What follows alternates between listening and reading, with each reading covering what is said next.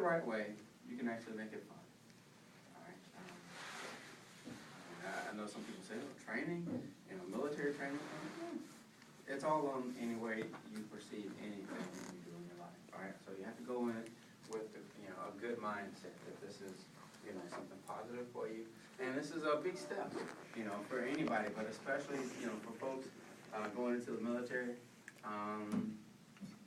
I like to call it a lifestyle change. It's different from anything you've done before. I know you've heard the cliches. It's not just a job, it's an adventure and all that good stuff. But especially being in the Navy, you're going to be traveling around the world and seeing things that you never thought were possible. That's just a heads up. Like I said, it's with anything, it's how you perceive what you're doing. But I'm pretty sure you'll be just fine.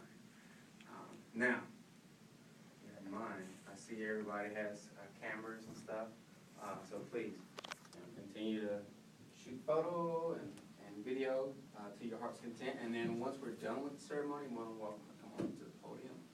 Or the Navy flag here. This is it right here. Take some more pictures and upload them to Facebook and YouTube and all that good stuff.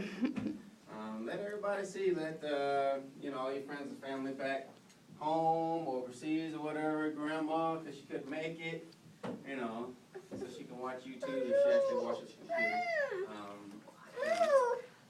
We're proud of you. I'm proud of you. I take it as a personal honor and privilege to administer the oath of enlistment to every single woman and man that walks through these doors, because it takes a lot to volunteer and step forward to serve your country and to fulfill your duty. Because I know at least every single man of 18 years older has to fill out selective service at your local government office or post office. All right, but that's only for a draft. All right? Nobody was drafted here. Everybody's here voluntarily of your own free will, and that says a lot about your character and about your sense of, like I said, your sense of duty to your country. Keep in mind, from a historical perspective, you are absolutely unique.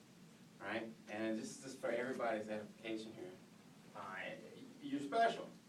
All right? And I think you're one of the greatest generations to ever serve this nation.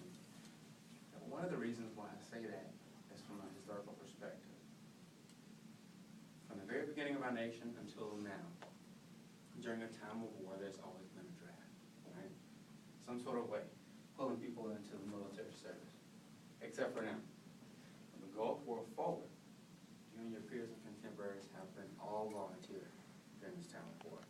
I mean, I can name American Revolution, 1812, Civil War, World War I, II, my dad was serving in the Korean War, Vietnam, you name it, all right? They all had a draft, but not you.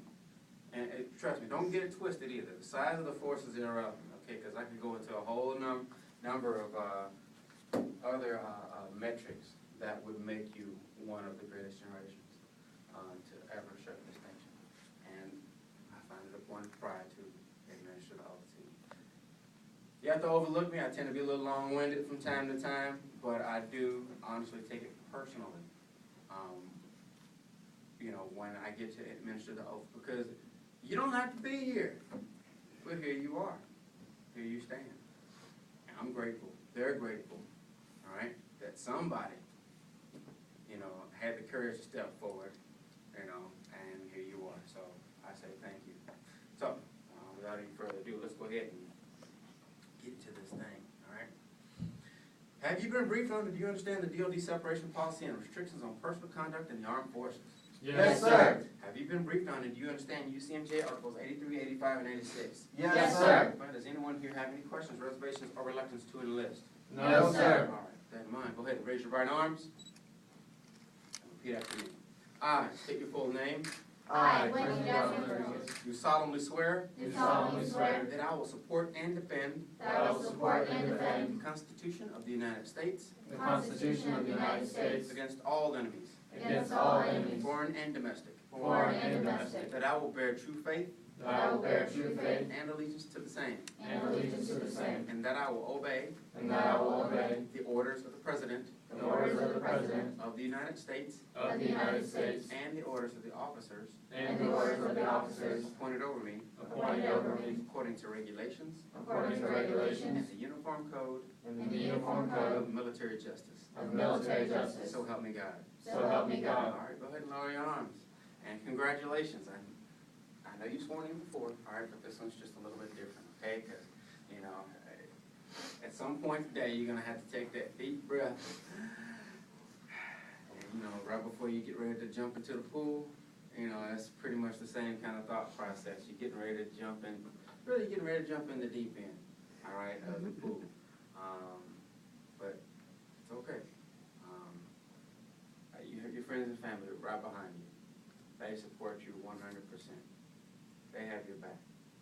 Unfortunately, after you say your goodbyes today, get kisses and hugs and tears, they're not going to see you for at least the next 3 months.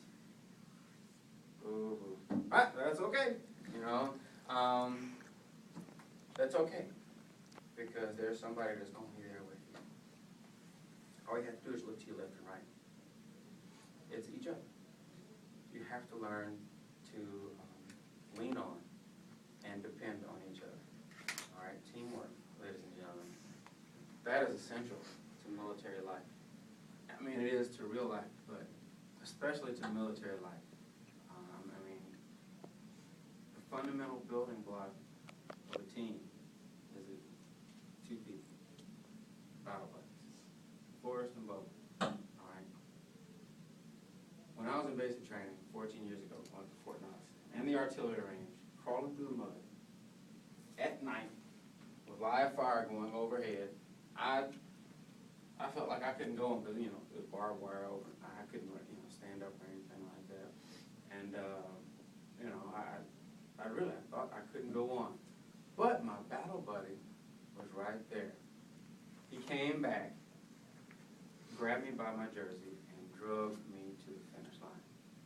Some days you're not going to feel like going on, you know, because the human will can only go so far. But unfortunately, we have each other, and you know, you have to do for your battle buddy, you know, the same that they'll do for you.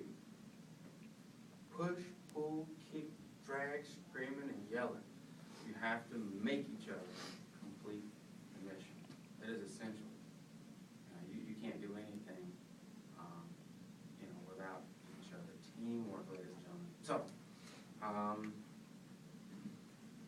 I've said enough on that. I know you're ready to get to basic training. You know, I know you're excited. Your heartbeat's going to be racing as soon as you get back to that bus. You get to the bus, and then as soon as it pulls off, you know, just like I said, take a deep breath and know that it's going to be okay. All right. You know, also, you know, have faith not only in yourself and in your battle buddy, but in your family and also your God. And I promise you, you'll be fine. All right. You know, you'll not only represent your family name that you hold very dear, but you'll represent the United States Navy, and you will represent your generation, which I believe in very, very much, to the absolute fullest. So, that, ladies and gentlemen, right face and fall out. Oh, all right. Congratulations, y'all. By the way, if you're going to take pictures, don't leave. All right? If you're not,